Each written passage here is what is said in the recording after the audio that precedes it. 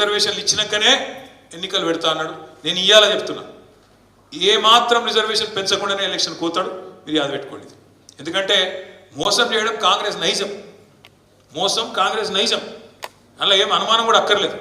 బీసీలను మోసం చేసే రేపు లోకల్ బాడీ ఎన్నికలు కూడా పెడతారు. ఇక దానికి ఏదో తొంపు పట్టుకుంటారు, ఇట్లా నట అట్లా నట, మాకు తెలియదు ఇది వరకు, మేము ఇట్లా అనుకోలే అట్లా అనుకోలే, అదే 4 తొంపులు పెట్టి తప్పించుకునే ప్రయత్నం చేస్తారు. స్థానిక సంస్థల ఎలక్షన్ కూడా మనం ప్రిపేర్ కావాల్సిన అవసరం ఉన్నది. జెడ్పీటీసీలు కానీ, ఎంపీటీసీలు కానీ, సర్పంచులు కానీ, ఇంకో 3-4 నెలలు పోతే కౌన్సిలర్ ఎలక్షన్స్ కానీ వరుసగా వస్తాయి. మనం సిద్ధం కావాలి, కొట్లాడాలి.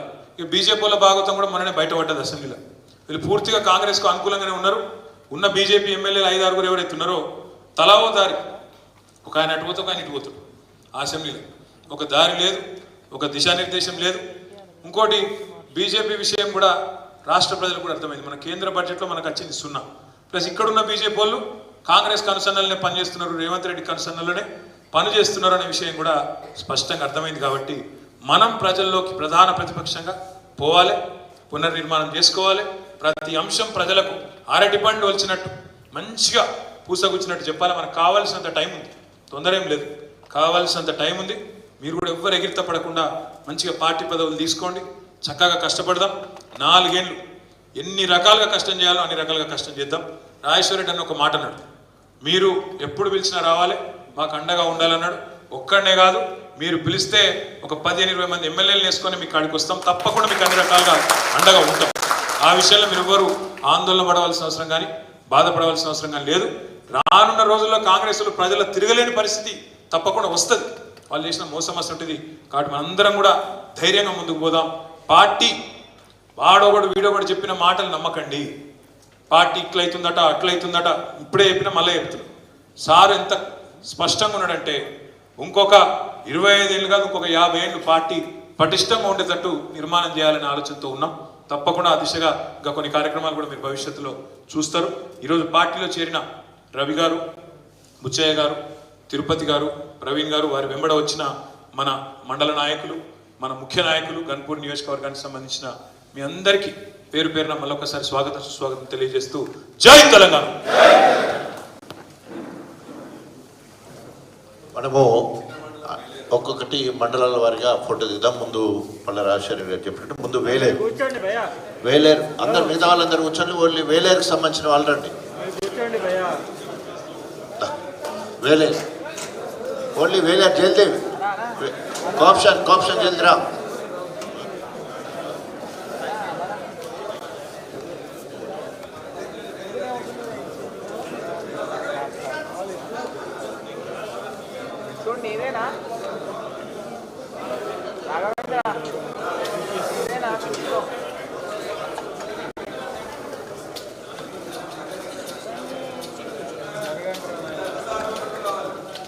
సెల్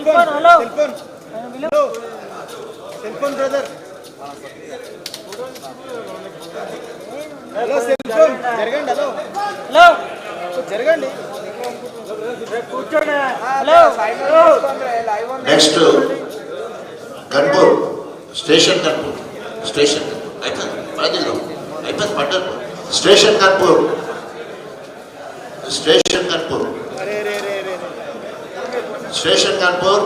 స్టేషన్ గన్పూర్ మండల్ నియోజకవర్గ కేంద్రం ఉంది.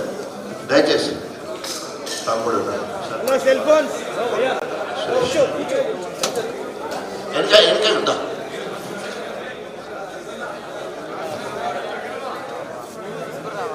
వెనక జరగాలి. గన్పూర్ నియోజకవర్గ కేంద్రం, దయచేసి అందరు ముఖం పట్టండి. నెక్స్ట్ రఘునాథ్పల్లి రెడీ ఉండండి. రఘునాథ్పల్లి మండలం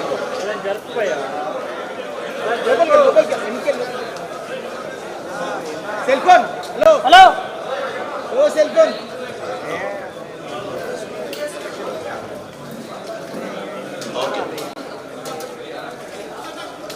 నెక్స్ట్ రఘునాథ్పల్లి అందరికీ చిన్నోడు గణేష్.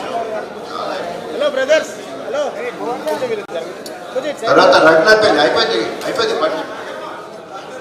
గన్పూర్ తర్వాత రఘునాథ్పల్లి, నెక్స్ట్ లింగాల గన్పూర్.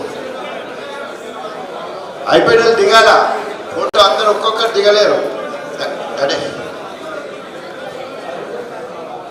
రంగనాథ్పల్లి ఎక్స్ ఎంపీపీ కబడ్డీ జిల్లా అధ్యక్షుడు కబడ్డీ టీం కుమార్ కార్యక్రమం రోజు వారే స్వయంగా మాట్లాడి రాజన్న గణపూర్ నియోజకవర్గం చాలా డిస్టర్బ్ అయింది, దాన్ని సరి చేసుకోవాలి, కార్యక్రమాలు చేపట్టాలి, ఎప్పటికప్పుడు అవసరమైన మార్పులు చేర్పులు జరిపించి కమిటీలలో మార్పులు చేర్పులు జరిపించైనా సరే ముందుకు వెళ్ళాలి అని చెప్పేసి వారు ఆదేశించడం కూడా జరిగింది. సరే ఏదేమైనా కూడా ఈరోజు మనమందరం కూడా అయితే మొత్తము అటు ఇటు పోయిన వాళ్ళందరూ వచ్చడానికి వేల సంఖ్యలో ఉన్నారు. వేల సంఖ్యలో ఇక్కడ తీసుకురావడం బాగుండదు.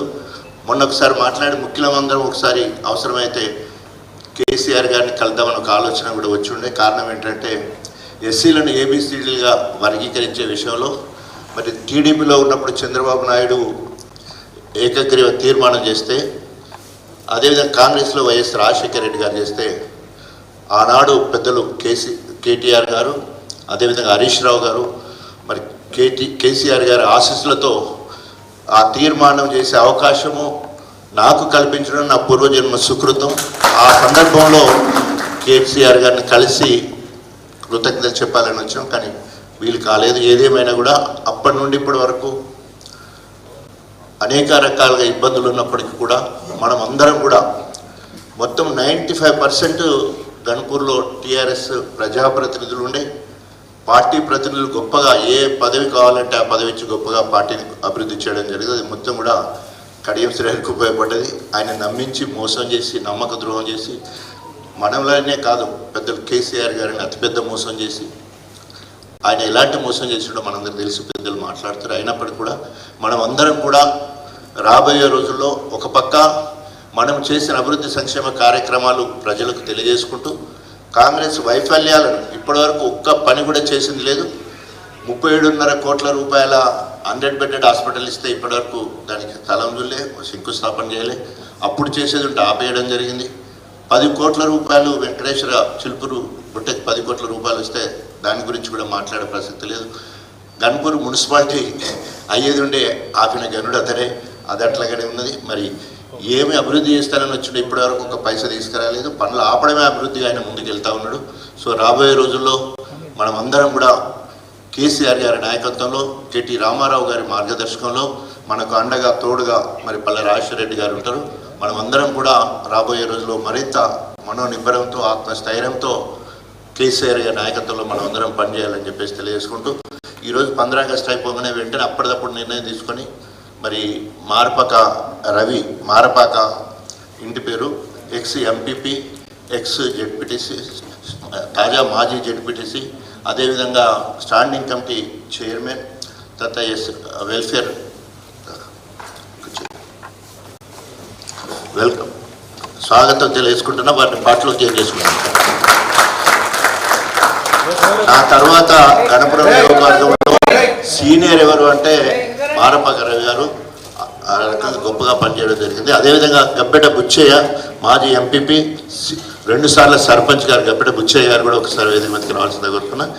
ఎక్స్ ఎంపీపీ, 2 సార్లు మేజర్ గ్రామ పంచాయతీ బొగ్లాపూర్కు సర్పంచ్గా కూడా వారు పనిచేయడం జరిగింది. అదేవిధంగా వేలేరు మండలంలో మరి 2 గ్రామ కమిటీ అధ్యక్షులు పోలు తిరుపతి గారు, అదేవిధంగా ప్రవీణ్ నార్లగిరి ప్రవీణ్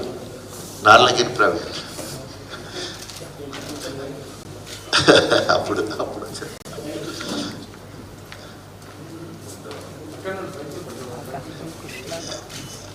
మిగతా వాళ్ళు చాలామంది అటు పోయిండ్లు ఇటు వచ్చిండ్లు ఇటు పోయిండ్లు అందరు కూడా గులాబీ కండ కప్పుకున్న వాళ్ళందరూ కూడా కొంత అటు ఇటు ఉన్నప్పటికీ కూడా ఈరోజు అందరూ కూడా గొప్పగా కేసీఆర్ గారి నాయకత్వం వచ్చి రాబోయే రోజు పార్టీని అభివృద్ధి చేద్దామని చెప్పేసి తెలియజేసుకుంటూ ఇప్పుడు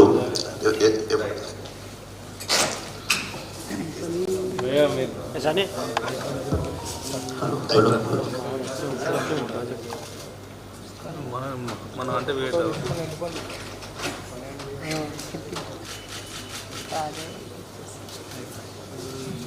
మాకు ఛాయిస్ ఇవ్వాలి.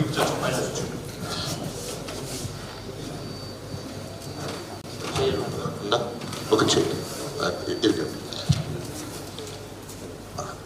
ఇప్పుడు అదే ఇప్పుడు మన వరంగల్ అవిభక్త వరంగల్ జిల్లా మొత్తానికి మరి గణపూర్ నియోజకవర్గ ముద్దుబిడ్డ, జనగాం జిల్లా కేంద్రమైన జనగాం ఎమ్మెల్యేగా, అదేవిధంగా ఒక చెప్పాలంటే ఈ 2 నియోజకవర్గాలు అప్పుడు గెలిచినవి కూడా గన్పూర్ అండ్ జనగాం మాత్రమే గెలవడం జరిగింది.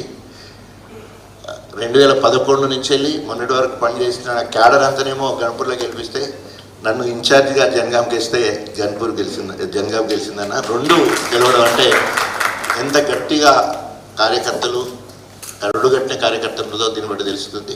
సో రాబోయే రోజుల్లో మీ ఆశీస్సులు నిండుగా ఉండాలని కోరుకుంటూ ఇప్పుడు పల్ల రాజశేఖర గారిని మాట్లాడుతున్నాను. అందరికీ నమస్కారం. పెద్దలు కేటీఆర్ గారు, రాజన్న, వేదిక మీద ఆశీనులైన పెద్దలు, ముఖ్య నాయకులు, మరందరికీ కూడా స్వతంత్ర దినోత్సవ శుభాకాంక్షలు. తెలంగాణ సాధించిన శుభాకాంక్షలు కూడా ఈరోజు చెప్పుకుందాం. 2 మాటలన్నా అన్న మాట్లాడతారు అన్ని విషయాలు. గన్పూర్ 2001 నుంచి కూడా ఉద్యమానికి ముందు పీఠన ఉన్నది. సిద్దిపేటతో పోటీ పడుతూ, సిరిసిల్లతో పోటీ పడుతూ ఉద్యమంలో ముందున్నది. అన్నిట్లలో కూడా ఆనాటి నుండి ఈనాటి వరకు ఎన్ని కేసులైనా ఎదురు దెబ్బలైనా కూడా ఈనాడు కూడా ఎవరికి జంకలే. మొన్న జరిగిన ఎన్నికల్లో కూడా ఎంపీ ఎన్నికల్లో మొత్తం 7 నియోజకవర్గాల్లో 40,000 ఓట్లు దాటింది గన్పూర్ నియోజకవర్గం. గన్పూరు అభ్యర్థి గన్పూర్ వాళ్ళు ఉన్నారు. గన్పూర్ ఎమ్మెల్యే వాళ్ళు ఒత్తిడి పెట్టినా, బీజేపీ అభ్యర్థి కూడా అక్కడి నుంచి ఒత్తిడి పెట్టినా, అన్నీ కూడా కలపోతా కూడా మన మీద దాడి చేసినా కూడా ప్రతి ఊర్లో పొద్దున నుండి సాయంత్రం దాకా కూడా చెక్కు చెదరకుండా బెదిరించినా, కేసులు పెట్టినా, ఏం చేసినా కూడా కదలకుండా హైయెస్ట్ ఎక్కువ ఓట్లు సాధించింది మాత్రం మళ్ళా స్టేషన్ గన్పూర్ నియోజకవర్గం. అందులో మా మండలం తీసుకుంటే కూడా 800 ఓట్లు మాత్రం వాళ్ళకి ఎక్కువ పోయింది. మా ఊర్లో మాత్రం మళ్ళీ టీఆర్ఎస్ జెండానే ఎగరేసినాం ఇంత అందులో కూడా. కాబట్టి ఇవాటికి కూడా చాలా కర్కశంగా, దుర్మార్గంగా వ్యవహరిస్తున్నాడు. డిగ్రీ కాలేజ్ తెస్తానంటే రానియలే, మున్సిపాలిటీ తెస్తానంటే మీకే తెలుసు ఎన్నిసార్లు రానియకుండా చేసిండ్రు. హరిశన దగ్గర పోయి 100 బెడ్ హాస్పిటల్ తెస్తే దాన్ని కూడా ఇనాగ్రేషన్ చేయనియలే.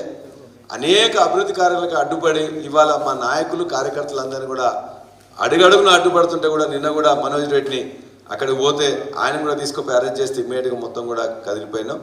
కాబట్టి ఇవాళ మాకు నాయకులకు కొరత లేదన్నా, కార్యకర్తలకు కొరత లేదు.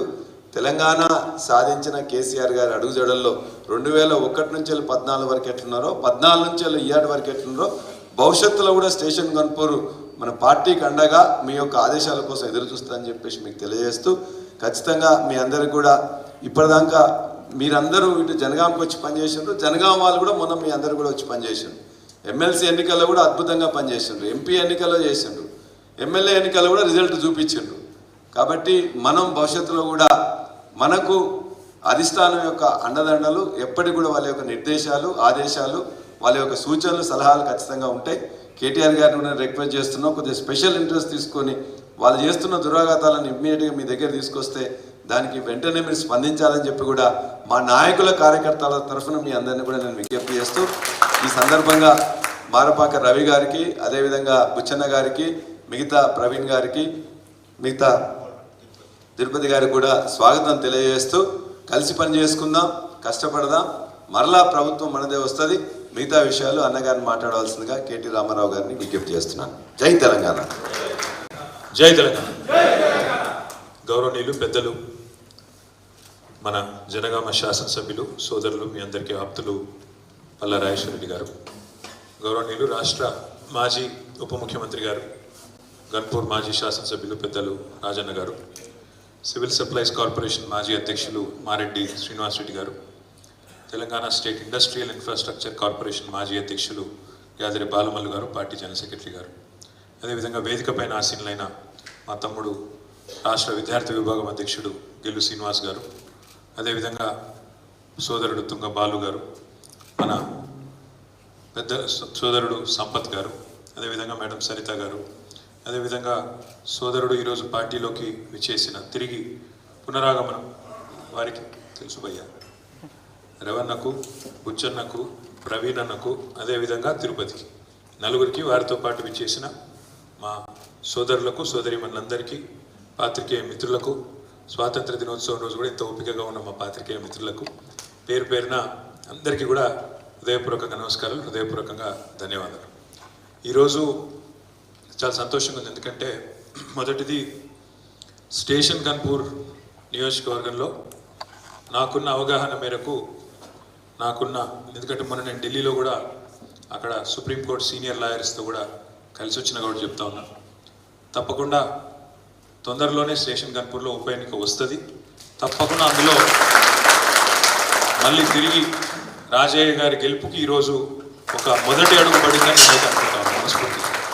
ఎందుకంటే కేసీఆర్ గారు పార్లమెంట్ ఎన్నికల సందర్భంగా వచ్చినప్పుడే చెప్పినారు, గన్పూర్లో ఉప ఎన్నిక రావడము ఖాయం, తప్పకుండా మనం గెలవడం ఖాయం అన్న మాట చెప్పినారు. చెప్పిన దానికి అనుగుణంగానే నేను కూడా వ్యక్తిగతంగా అనుకునేది, హైకోర్టులో ఆల్రెడీ తీర్పు రిజర్వ్ చేసి పెట్టుకొని ఉన్నారు, అక్కడ సానుకూల ఫలితం వస్తుందని నేనైతే అనుకుంటా ఉన్నాను. ఎందుకంటే ఆశాభావం ఉంది, తప్పకుండా వస్తుంది. ఎందుకంటే అది ఓపెన్ వీళ్ళేమి దాచుకొని కూడా దాచుకుంటలేరు. వాళ్ళు ఇట్లా గెలిచిండ్రు, అందులో ఎంపీకి పోటీ చేస్తాను, ఇట్లా గెలిచిండ్రు, కండువాలు కప్పుకొని ఓపెన్గా కుల్లా ఇల్లు ఊరు తిరుక్కుంటా కాంగ్రెస్ పార్టీ కోటేమని తిరిగిండ్రు. కాబట్టి ఇళ్ళ గెలిచిన వాళ్ళు అవతల పోయి మరి పార్టీ ఫిరాయింపులకు పాల్పడితే చట్టం చాలా క్లియర్గా ఉంది. మే 2023లో సుప్రీంకోర్టుకు సంబంధించిన రాజ్యాంగ ధర్మాసనం కూడా స్పష్టంగా తీర్పిచ్చింది. కాబట్టి తప్పకుండా హైకోర్టులో ఫలితం వస్తుందని నేనైతే ఆశాభావంతో ఉన్నా. అదేవిధంగా మిగతా ఎమ్మెల్యేల మీద కూడా కొంతమంది మీద, 3 మీద వేసినాం ఇక్కడ హైకోర్టులో. మన కడియం శ్రీహరి గారు, అదేవిధంగా దానం నాగేందర్ గారు, తెల్లం వెంకట్రావు గారు, 3 మీద ఆల్రెడీ హైకోర్టులో తీర్పు రిజర్వ్ ఉంది. మిగతా వాళ్ళ మీద సుప్రీంకోర్టు పోవాలనే ఆలోచన కూడా చేసినాం. మనం పోయి కలిసినాం ఢిల్లీలో, సీదా పోయి డైరెక్ట్గా సుప్రీంకోర్టులో వేద్దాం. ఇక్కడ స్పీకర్ గారు ఆయనకి ఇచ్చినా కూడా పిటిషన్లు ఏం చేస్తలేరు. కాబట్టి స్పీకర్ గారు జాప్యం చేస్తున్న విధానం కానీ, స్పీకర్ గారు కావాలని రాజకీయ పక్షపాత వైఖరి ఏదైతే అవలంబిస్తున్నారో వీటన్నిటి మీద అవసరమైతే నేరుగా సుప్రీంకోర్టుకే పోవాలనే నిర్ణయం కూడా తీసుకున్నాము. తప్పకుండా మీరు అది కూడా తొందరలోనే చూస్తారు. అందుకే ఒక మంచి శుభారంభం, స్టేషన్ గన్పూర్లో మంచి నాయకులు ఎవరైతే గతంలో దూరమైనారో తిరిగి రావడం, నాకు తెలిసి అయితే గన్పూర్లో విజయ డంకా మోగించడానికి ఇది మంచి ముందడుగని మనస్ఫూర్తిగా నేను అనుకుంటాను. ఇక రెండవది, కాలం చూస్తుంటేనే అయిపోతుంది, టైము తెలియకుండానే అయిపోతుంది. సరే, మనం పోయిన డిసెంబర్లో ఓడిపోయినాం. డిసెంబర్ 3 నాడు ఫలితం వచ్చింది, మనం ఓడిపోయినాం. కొద్ది స్వల్ప తేడాతో ఓడిపోయినాం. పెద్ద మనకేదో శరాఘాతం లాగా పేద తలగకూడదు దెబ్బేదో మనకేం తలగలేదు. ఒకసారి దేశ రాజకీయం చూస్తే ఈరోజు 10 ఏళ్లకు మించి ఈ దేశంలో ఒక పార్టీ తిరిగి మళ్ళీ రావడం మూడోసారి కూడా అంటే కొంత కష్టతరమైన పనిగానే ఇవాళ రేపు కనబడతా ఉన్నది. అట్లాంటిది మనం 2014లో 63 సీట్లతో అధికారంలోకి వచ్చినాం. 18లో ఇంకొక 25 సీట్లు పెంచుకొని 88 సీట్లతో అధికారంలోకి వచ్చినాం. 2023లో కూడా నిజంగా చెప్పాలి అంటే మనకు జరిగిన ఓటమి పేద ఓటమి కాదు, 39 సీట్లలో గెలిచినాం మనం. 119లో 39 అంటే 3వ వంతు, 119లో 39. ఒక 14 సీట్లు జర్రలో పోయినాయి.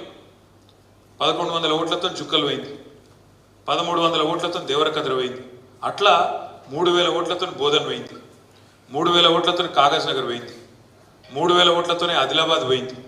అట్లా 5000, 6000 లోపల పోయినాయి 14 సీట్లు ఉన్నాయి. అందులో మనం దబ్బర సగం గెలిచినా ఇలా కథ వేరే ఉంటుండే. ఇక దాని గురించి ఇప్పుడు అనుకోని లాభం లేదు, ఒలికిపోయిన పాల్గొని అయిపోయింది.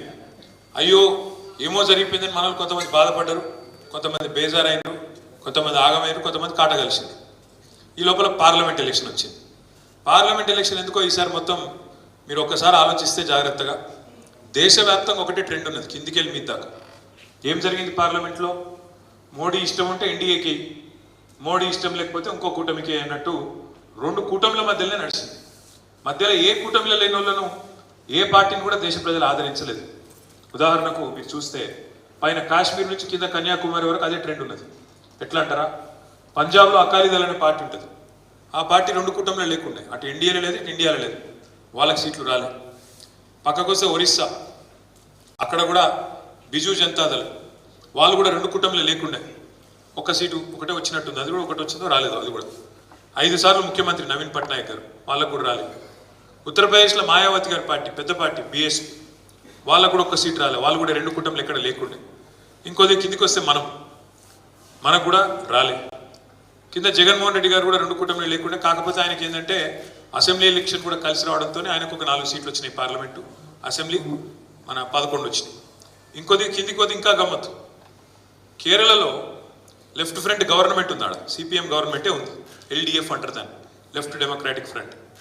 ఎక్కడైతే కేరళలో వాళ్ళ గవర్నమెంట్ ఉందో, ఎక్కడైతే కేరళలో సిపిఎం పార్టీ నాయకత్వం వహిస్తుందో ఆ గవర్నమెంట్కు, ఆ కేరళలోనేమో వాళ్ళు కూటమిలో లేరు, ఇండియా కూటమిలో చేరలే వాళ్ళు. చేరకపోతే అసలు కేరళలో వాళ్ళకి సీటే రాలేదు, 20 సీట్లలో 1 సీటు కూడా రాలేదు. కానీ పక్కకు తమిళనాడు ఉంటుంది, తమిళనాడులో సిపిఎం పార్టీ ఏమో ఇండియా కూటమిలో చేరింది. ఏ రాష్ట్రానికి ఆ రాష్ట్రం నిర్ణయం తీసుకున్నారు, కేరళ సిపిఎం చేరలే, తమిళనాడు సిపిఎం చేరింది. కేరళనేమో సీటు రాలేదు ఎక్కడైతే అధికారం ఉన్నారు, కానీ తమిళనాడులో చూస్తే 2 పార్లమెంట్ సీట్లు వచ్చినాయి సిపిఎం కూటమిలో చేరినాక. ఏం జరిగిందంటే దేశంలో నిట్ట నిలువున దేశం చీలింది. 294 ఒక దిక్కు, 239 ఒక దిక్కు వచ్చినాయి. మధ్యలో ఏ కూటమిలో లేని వాళ్ళు కేవలం 18 సీట్లే వచ్చినాయి. కాబట్టి మనం ఏదో పెద్ద బాధపడిపోయి ఏదో మనకేదో పెద్ద దెబ్బ తగిలింది అని బాధపడవలసిన అవసరం కానీ భయపడవలసిన అవసరం కానీ ఎంత మాత్రం లేదు. ఎందుకంటే ప్రజలు ఏదైతే కొంతమంది కాంగ్రెస్ చెప్పిన అడ్డగోలు హామీలు నమ్మి మోసపోయారు. అంటే మీరు గన్పూర్లో మోసపోలేదు, కానీ గన్పూర్లకు వేరే మోసం జరిగింది. గన్పూర్లో మోసపోయారు, మేము కూడా మోసపోయాం, అది కూడా చెప్తారు ఇప్పుడు. కానీ ప్రజలు వరంగల్ జిల్లాలో జనగామ, గన్పూర్ కాకుండా మిగతా నియోజకవర్గాలు ఏవైతున్నాయో అక్కడ కాంగ్రెస్ అడ్డగోలు హామీలు నమ్మిరు. ఇది ఇస్తారట, అది ఇస్తారట, అట్లనట, ఇట్లనట. రేవంత్ రెడ్డి దముక్రమై తెచ్చుకోమంటుండు, ఏది 2 లక్షల రూపాయలు తెచ్చుకోమన్నాడు, ఏకకాలంలో మాఫీ చేస్తాడు, ఒక్కటే రోజు రాగానే సంతకం పెడతా అన్నాడు. ముసలోళ్ళకు కేసీఆర్ 2000 ఇస్తే 4000 ఇస్తా అంటుండు. ఇంట్లో ఒక్క ముసలోనికే ఇస్తుండు కేసీఆర్, ఆయన ముసలవ్వకి ఇస్తారట, ముసలయ్యకి ఇస్తారట, ఇద్దరికి ఇస్తారట. దబ్బన ప్రభుత్వ ఉద్యోగుల తల్లిదండ్రులు ఉంటే వాళ్ళకు కూడా ఇస్తారట. ఇక చెప్పుడుగా నోరుకి హద్దు లేదు, వాళ్ళ నోరుకి మొక్కాలి. ఎటు పడతటు 420 హామీలు ఇచ్చిండు, 1 కాదు 2 కాదు. బీసీ డిక్లరేషన్ అన్నారు, బీసీలకు 42% స్థానిక సంస్థలలో మేము అవకాశాలు కల్పిస్తామన్నారు. 1,00,000 కోట్ల బడ్జెట్ ఇస్తాం బీసీలకు అన్నారు. ఎంబీసీలకు ప్రత్యేక మంత్రిత్వ శాఖ పెడతామన్నారు. ఇక వాళ్ళ నోటికి మొక్కలు అదే చెప్తున్నాను నేను. 420 హామీలు. ఎస్సీ డిక్లరేషన్ వేరు, ఎస్టీ డిక్లరేషన్ వేరు, బీసీ డిక్లరేషన్ వేరు, మహిళా డిక్లరేషన్ వేరు, యూత్ డిక్లరేషన్ వేరు, విద్యార్థి డిక్లరేషన్ వేరు. ఇవన్నీ ఓను మీదకెళ్ళి 6 గ్యారంటీలు అని చెప్పి ఆగమాగం చేసి మొత్తానికి అడ్డగోలు కథలు చెప్పి కొంతమందిని, ఎక్కువ మందిని కూడా కాదు, కొంతమంది ప్రజలను సక్సెస్ఫుల్గా మోసం చేయగలిగారు. కానీ ఆఖరికి చూస్తే ఫరక్ ఎంత మనకు వాళ్ళకు. మనకు 39 సీట్లు వచ్చినాయి, వాళ్ళకు 64 వచ్చినాయి. మనకు 37% ఓట్లు వస్తే వాళ్ళకి 38.5% ఓటు వచ్చింది. అంటే కేవలం 1.5% తేడా. మొత్తం రాష్ట్రంలో పోలైన ఓట్లలో చూస్తే 4 లక్షల ఓట్ల తేడా. అంతే, మొత్తం 4 కోట్ల జనాభాలో 4 లక్షల ఓట్ల తేడా. కాకపోతే ఇక ప్రజాస్వామ్యంలో 1 ఓటు ఎక్కువ వచ్చినా గెలిపే. వాళ్ళు గెలిచిండ్రు, కూర్చున్నారు. మరి చూస్తుంటేనే ఇప్పుడు 8 నెలలు నిండింది, 9వ నెలలు నడుస్తూనే ఉన్నది. మరి ఏం జరిగింది రాష్ట్రంలో 9 నెలల్లో కాంగ్రెస్ ప్రభుత్వ పాలనలో అంటే? కరెంటు మాయమైంది. రోజుకి ఎన్నిసార్లు కరెంటు పోతుందో లెక్క పెట్టుడు కూడా బంద్ చేశారు మనోళ్ళిగా. ఎందుకంటే కేసీఆర్ ఉన్నప్పుడేమో కరెంటు పోతే వార్త, ఇప్పుడు రేవంత్ రెడ్డి వచ్చినాక కరెంటు ఉంటే వార్త. ఎందుకంటే ఎన్నిసార్లు పోతుందో లెక్కనే లేదు. మోటార్లు కాలు మళ్ళీ చాలా అయింది, ట్రాన్స్ఫార్మర్లు వేరుడు చాలా అయింది. ఇంకా విచిత్రం, కొన్ని చూస్తే అయితే గమ్మత్ అనిపిస్తుంది. ఇదివరకు మనం 10 ఏళ్ళు లేకుంటే మా గవర్నమెంట్లో ఉన్నాం కదా. మరి ఇప్పుడు మొన్న నేను చూసిన సోషల్ మీడియాలో కరెంటు పోతుందని చెప్పి పాపమేవలో పెడతాను సోషల్ మీడియాలో. కరెంటు పోతుందని చెప్పి ఎస్పీడీసీఎల్లకు ఎన్పీడీసీఎల్ డిస్కౌంట్స్ ఉంటాయి కదా, వాళ్ళకు పెడితే వాళ్ళు ఏం జవాబు ఇస్తారు ఎరికేనా? ట్రాన్స్ఫార్మర్ మీద తొండబడ్డది, ఇంకో ట్రాన్స్ఫార్మర్ మీద ఉడతబడ్డది. అంటే మనం పరిపాలించినప్పుడు తొండలు ఉడతలు లేవా? అప్పుడు ఇప్పుడే వచ్చినాయి కొత్తగా తొండలు వస్తున్నాయట, ఉడతలు వస్తున్నాయట. ఇక ఊసర వెల్లులు మరి రాజ్యం నడిపితే ఖచ్చితంగా తొండలు ఉడతలు వస్తాయి. వాటి వల్ల ఇలా కరెంటు పోతుందట. ఎంత విచిత్రంగా ఉందంటే వాళ్ళు మాట్లాడే మాటలు కానీ ఇంకోటి కానీ. ఏమన్నా చెడు జరిగితేనేమో కేసీఆర్ మీదకి నూకాలి, మంచి జరిగితే మన ఖాతాలో వేసుకోవాలి. గమ్మత్తు ఎన్ని వాళ్ళు మాట్లాడే మాటలు, వాళ్ళు చేసే పనులు ఎంత విచిత్రంగా ఉంటాయంటే, ఉద్యోగాలు 30,000 ఉద్యోగాలు ఇచ్చినా అంటాడు రేవంత్ రెడ్డి సిగ్గు లేకుండా. ఇవాళ కూడా చెప్పాడు, మళ్ళా స్వాతంత్ర దినోత్సవం ఉపన్యాసంలో 30,000 ఉద్యోగాలు ఇచ్చినాయని అంటాడు. నాకు తెలియక అడుగుతా, ఉద్యోగం ఇవ్వాలంటే ఏం చేయాలి? మొదలు నోటిఫికేషన్ ఇవ్వాలి, అటెంక పరీక్ష పెట్టాలి, పరీక్ష పాస్ అయినాక మళ్ళీ అవసరమైతే ఇంటర్వ్యూ పెట్టాలి. ఈ 3 అయినాకనే కదా ఉద్యోగం ఇచ్చేది. కానీ రేవంత్ రెడ్డి ఎంత అద్భుతం అంటే ఆయన పరిపాలన, ఒక్క నోటిఫికేషన్ ఇవ్వలే, ఒక్క పరీక్ష పెట్టలే, ఒక్క ఇంటర్వ్యూ చేయలే, కానీ 30,000 ఉద్యోగాలు ఇచ్చినా అని ఉదర కొడుతూనే ఉన్నాడు. లగ్గం కాలే, సంసారం చేయలే, కానీ పిల్లలు పుట్టినట్టు. ఎట్లా నమ్మాలి ఇది? ఈ మాట అడిగితే అగో మేము ఇచ్చినాం కదా, మేము మీ సందర్భంగా పరీక్షలు మీరే పెట్టచ్చు, కానీ మేము చిక్కుముళ్ళన్నీ మేమిస్తే అది కూడా తప్పంటవా అని లొల్లి. అంటే ఎంత ఇజ్జత్ తక్కువ మనుషులు అంటే, వాళ్ళ నాయకుడు రాహుల్ గాంధీ వచ్చిండు స్వయంగా ఇంటి. ఈయన చెప్తే నమ్మేటట్టు లేరని చెప్పి రాహుల్ గాంధీని తెచ్చి అశోక్ నగర్కి తీసుకుపోయి ఆడ చెప్పించిండ్రు 2 లక్షల ఉద్యోగాలు ఇస్తాం మొదటి సంవత్సరంలోనే తెలంగాణ యువతకు 2 లక్షల ఉద్యోగాలు ఇస్తామన్నాడు. 2 ఉద్యోగాలు ఇచ్చిండా కనీసం? 2 ఉద్యోగాలు ఇచ్చిండా కనీసం? 2 నిరుద్యోగులు మాత్రం ఉద్యోగాలు సంపాదించుకున్నారు. రాహుల్ గాంధీకి ఉద్యోగం లేకుండే, ఇప్పుడు ఆయన ప్రతిపక్ష నాయకుడే. రేవంత్ రెడ్డికి ఉద్యోగం లేకుండే, ఆయన ముఖ్యమంత్రి అయ్యాడు. కేసీఆర్ ఉద్యోగం ఊడగొడితేనే మీకు ఉద్యోగాలు ఇస్తాయని నమ్మవలికిండు. మరి ఏమాయ్ వచ్చినాయి ఉద్యోగాలు? అందుకే తెలంగాణ యువత ఇప్పుడిప్పుడే తెలుసుకుంటున్నది, అచ్చా వీళ్ళు ఇంత మోసగాళ్ళ, ఇంత అన్యాయం చేస్తారా అని చెప్పి ఇలా తెలంగాణ యువత మరల పడుతున్నది. మీరు చూస్తున్నారు, మొన్న అసెంబ్లీకి వచ్చిండ్రు, తర్వాత అశోక్ నగర్లో లొల్లైంది, దిల్సుఖ్ నగర్లో లొల్లైంది, రాష్ట్రమంతలో లొల్లైతున్నాయి. ఎందుకంటే 2 లక్షల ఉద్యోగాల ముచ్చట బోగస్ అనే మాట తెలంగాణ యువతకు అర్థమవుతున్నది, అర్థమయ్యింది. ఇక మిగిలింది 3 నెలలు. మరి 3 నెలల 2 లక్షల ఉద్యోగాలు ఎడికెళ్ళాలి రేవంత్ రెడ్డి? అందుకే మన అసెంబ్లీలో కొత్త దందా చాలు చేసిండు, జాబ్ క్యాలెండర్ ఒకటి తీసిండు. మేము పరిశాన్ అవుతుంది. జాబ్ క్యాలెండర్ అంటే మరి చర్చ ఉండాలి కదా. 2 లక్షల ఉద్యోగాల సంగతి ఏంది అంటే ఆయనతో బట్టి గారు లేచిండ్రు, ఏదో చదివిండు, అవతల పడ్డాడు. తర్వాత మేము చూసినాం ఏందా ఈ జాబ్ క్యాలెండర్ అంటే. ఇప్పుడు మీరు మైసూర్ బజ్జీ తిన్నారా ఎప్పుడైనా? మైసూరు బజ్జీల మైసూరునుడు ఎంత వాస్తవమో, నేతి బీరకాయల నెయ్యునుడు ఎంత వాస్తవమో, ఓ జాబ్ క్యాలెండర్లో జాబులు కూడా అంతే వాస్తవం. అలా జాబే లేదు, అది జాబ్ క్యాలెండర్ కానీ జాబ్ లెస్ క్యాలెండర్. అది వేసి మళ్ళీ ఒకసారి పిచ్చోళ్ళని చేసినందుకు ఇక జాబ్ క్యాలెండర్ అని చెప్పి ఆయనతో వేసి అవతల పడ్డారు.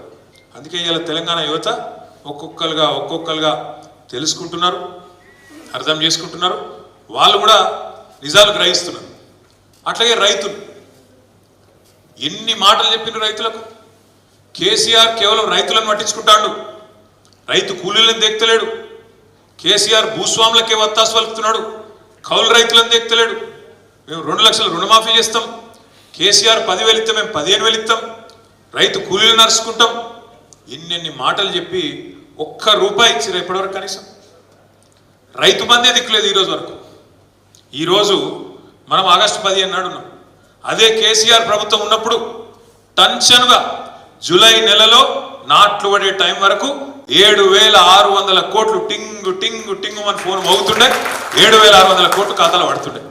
అదే ఇవాళ రేవంత్ రెడ్డి కాంగ్రెస్ ప్రభుత్వం రైతు బంధు ఎత్తగొట్టి రుణమాఫీ చేసినామని బిల్డప్ ఇచ్చి ఇయ్యాలటి వరకు కొన్ని గమ్మత్ అనిపిస్తాయి చూస్తుంటే. వాళ్ళకి తెలుగు వస్తుందా రాదా, తెలుగు ఉందా లేదా అర్థం కాదు.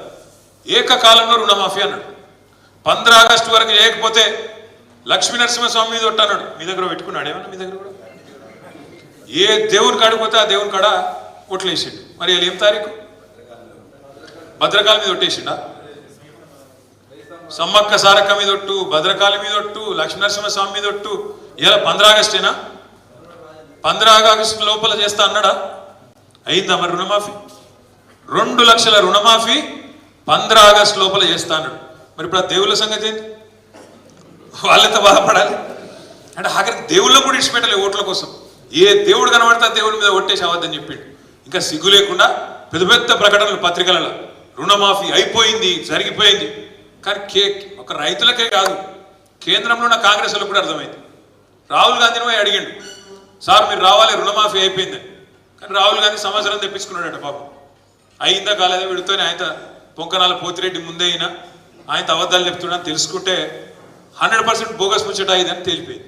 అందుకే రావాల్సిన రాహుల్ గాంధీ కూడా ఎత్తగొట్టిండు. మాట పోతే మళ్ళీ తిడతారో ఏం పాడని చెప్పి రాహుల్ గాంధీ కూడా రాలే, రుణమాఫీ కాలే, రాహుల్ గాంధీ రాలే. ఈ రైతులకి ముచ్చట అర్థమైంది. బోనస్ అని ఉదరగొట్టిర్రు, 500 బోనస్. ఏం రాసిండ్రు అట్లా? మీరు మేనిఫెస్టో చూసిరో లేదో? 2183 ఎంఎస్పి ఉన్నది, దాని మీదికెళ్ళి 500 కలుపుతాం, 2683 రూపాయలు ఇస్తామని చెప్పిండు బోనస్. 2183 ఏ వడ్లది? 2183 ఏ వడ్లది ఎంఎస్పి? దొడ్డుదేనా? మేనిఫెస్టోలోనేమో దొడ్డు వడ్లది పెడతాడు. మేనిఫెస్టోలో పెట్టినప్పుడేమో ఎంఎస్పి 2183, బోనస్ 500 కలిపితే 2683 రూపాయలు ఇస్తా అని చెప్పిండు. కానీ బయటకు వచ్చి ఏం చెప్తాడు? క్యాబినెట్ బయటకు వచ్చి సన్నాలకు ఇస్తా అంటాడు. సన్నాలకు నువ్వు ఇచ్చేది సన్నాసి. సన్న వడ్లకు గిరాకే బాగుంటుంది బయట. మామూలుగానే 10% మనోళ్ళు 10% వండిస్తారు కదా, అంతకంటే ఎక్కువ వండించారు మన దగ్గర. ఆ 10% గిరాకీ బాగుంటుంది, 2700 రూపాయలు రానే వస్తుంది, నువ్వు ఇచ్చే అక్కర కూడా లేదు దానికి. ఎందుకంటే సన్నాలకు ఎంఎస్పి ఏమో 2203 రూపాయలు, దొడ్డు మీద ఇంకో 20 రూపాయలు ఎక్కువ ఉంటుంది. దానికి 500 కలిపినా 2700 వస్తుంది. నువ్వు ఇచ్చినా ఇవ్వకపోయినా బయట మార్కెట్లో అదే వస్తుంది. అందుకే తెలివిగా ఏం చెప్పిండు పెద్దలు? ఒక సామెత చెప్తారు, గాలికి వేయే పేలపిండి కృష్ణార్పణం అంటారు. అంటే అర్థమైందా? ఒక పంతులు ఉంటాడు, పూజ చేస్తాడు కృష్ణునికి. చేస్తా అంటే ఆ పేలపిండి పెట్టి మొత్తం పేలాలు గీలాలు పిండి గిండి అని మంచి ప్రసాదం అంతా తయారు చేసి పెట్టిండాడు. ఈ లోపల జోరుగా గాలి కొట్టింది, ప్రసాదం అంతా ఎగిరిపోయింది. కృష్ణ మొత్తం నీకే నీకే అన్నాడు. ఇది ఉడకంతే, ఆ ఇచ్చేది లేదు, బోనస్ పీకేది లేదు. ఎట్లాగో 2700 అంతా రైతు నీ దగ్గర తీసుకోండి నీకెరికే వాళ్ళకెరికే. అందుకే ఏంది, ఇచ్చే అవసరం లేని దానికేమో నేను సన్నాలకు ఇస్తున్నా అని డైలాగు, సన్నాయి నొక్కుడు. ఇయ్యాల్సిన దొడ్డు వడ్లకేమో మేనిఫెస్టోలో పెట్టిన దానికేమో దిక్కులేదు. బోనస్ బోగస్ అయిపోయింది, రుణమాఫీ ఉత్తముచ్చట అయిపోయింది, రైతు కూలీల సంగతి ఉత్తదే, కౌలు రైతుల సంగతి ఉత్తదే. ఇవన్నీ ఇప్పుడిప్పుడే రైతన్నలకు కూడా మంచిగా అర్థమవుతుంది. ఇక మా ఆడబిడ్డలు ఎన్ని మాటలు చెప్పిరాలు. బస్సు ఫ్రీ అన్నారు, బంగారం ఫ్రీ అన్నారు. కేసీఆర్ 1,00,000 రూపాయలు ఇస్తాడు పెళ్లికి, మేము తులం బంగారం ఇస్తా అన్నాడు. మరి ఇప్పటికి 2.5-3 లక్షల పెళ్లిలేని, రేపు 18 తారీఖు కూడా పిచ్చిపిచ్చుకునే పెళ్లిళ్ళు, లెక్కలేనండి పెళ్లిళ్ళు ఉన్నాయి 18 తారీఖు. మళ్ళా శ్రావణ మాసం మొదలైంది, పెళ్లిళ్ళు ఇక లెక్క దివానం లేని ఉన్నాయి. మరి ముఖ్యమంత్రికి బంగారం షాపులో తెలియదా? లేక పతారే లేదా? బంగారం దొరుకుతలేదా? ఏమైందో తెలియదు. గవే మళ్ళీ కేసీఆర్ ఉన్నప్పుడు ఇచ్చిన 1,00,000 రూపాయల చెక్కులు తప్ప, అది కూడా మొన్నటిదాకా తొక్కిపెట్టిండు. మళ్ళీ మనోళ్ళు కొట్లాడితే, మన పల్లరాజేశ్వర రెడ్డి, మన కౌశిక్ రెడ్డి అందరు కొట్లాడితే ఆఖరికి మొన్న ఎమ్మెల్యేలతో మళ్ళీ ఇప్పించే కథ. లేకపోతే అది కూడా ఎత్తగొట్టే ఆలోచన ఉండే. మళ్ళా గదే 1,00,000 రూపాయల చెక్కు కేసీఆర్ ఇచ్చిపోయిందే తప్ప తులం బంగారం లేదు, మన్ను లేదు. అందుకే మేము చెప్పినాం పార్లమెంట్ ఎన్నికల్లో కూడా, తులం బంగారం కాదు తులం ఇనుము కూడా ఇయ్యడని చెప్పిన నేనైతే. మీరు రాసి పెట్టుకొని ఈయనే ఇయ్యడు. ఇప్పటికే రేవంత్ రెడ్డి 2.5 లక్షల తులాల బంగారం బాకీ ఉన్నాడు ఆడపిల్లలకు. 2.5 లక్షల పెళ్లిళ్ళు అయినాయి. కాబట్టి ఆడపిల్లలకు కూడా అర్థమైంది, బంగారం రాదు, ఇక బస్సు, ఇక ఆ బస్సు అందం చెప్పరాదు. నేను మా సీతక్క చెప్తాను, అవు బస్సులో అల్లం వెళ్ళిపోయారు తప్పని మేము ఎక్కడన్నాం అక్క, మేము అనలే. కాబట్టి దానికోసమే బస్సు పెట్టిరండి, మాకు తెలియక మేము మామూలుగా నడిపినాం ఇన్ని రోజులు. మాకేదో తెలియకపోయా పాపం. మీరు అప్పుడే చెప్తే బాగుండు. బస్సుల కుట్లు అల్లికెళ్ళితే తప్పని మేమెందుకంటాం అక్క? ఎక్కువ పెట్టు బస్సులు, తన్నుకుంటాను మంచిగా లేదు, పెట్టు మనిషికో బస్సు పెట్టు. మేమెందుకు అంటాం? మనిషికో బస్సు పెట్టు, మంచిగా అంత కుటుంబం పోయి మంచిగా కుట్లు అల్లికలు, అవసరమైతే బ్రేక్ డ్యాన్సులు, రికార్డింగ్ ఏం చెప్తారో చేయరు. మేమెందుకు అంటాం? ఏమంటారు చేయండి. కానీ ఇట్లా ఈ రకంగా బస్సులలో కొట్టుకునే పరిస్థితి ఎప్పుడైనా ఉన్నారా? కేసీఆర్ ఉన్నప్పుడు సీట్ల కోసం కొట్టుకున్నాడు, సిగలు పట్టుకున్నాడు, గుద్దుకున్నాడు, ఎన్నెన్ని చూస్తున్నాం కొత్త బస్సు అన్నారు. ఇవాళ బస్సు పరిస్థితి ఎట్లుందో మీరే చూస్తున్నారు. ఆఖరికి ఆర్టీసీ కార్మికులు, డ్రైవర్లు, కండక్టర్లు వాళ్ళని ఎత్తిపట్టుకునే పరిస్థితి వచ్చింది. ఇక్కడ వాళ్ళ సీట్లకి వెళ్ళి నువ్వు కూడా కూర్చుంటారు. ఇవాళ ఈ పరిస్థితి బస్సు. అట్లా మహిళలకు కూడా ఇలా వ్యవహారం అర్థమైంది. ఇక ముసలోళ్ళని మోసం చేసారు. కేసీఆర్ 2,000 ఇస్తాడు, మేము 4,000 ఇస్తున్నామని.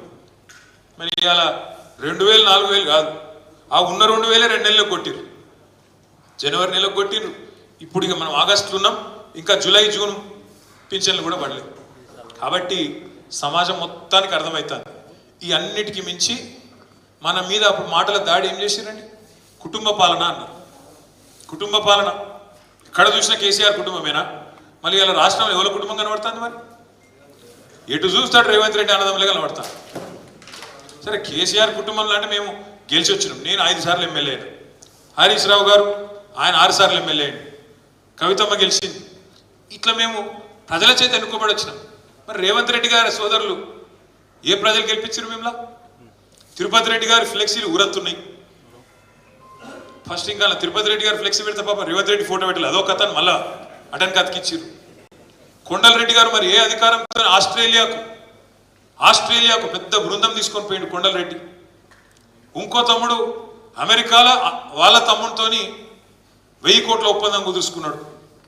ఇది కుటుంబ పాలన కాదా? చూస్తలేరా ప్రజలు?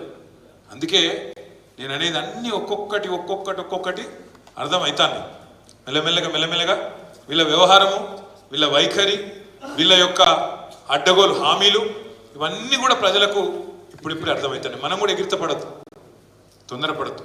ప్రజలు వాళ్ళకి 5 ఏళ్ళ అవకాశం ఇచ్చారు, చేయని మంచిగా నడపాలని కోరుకుందాం.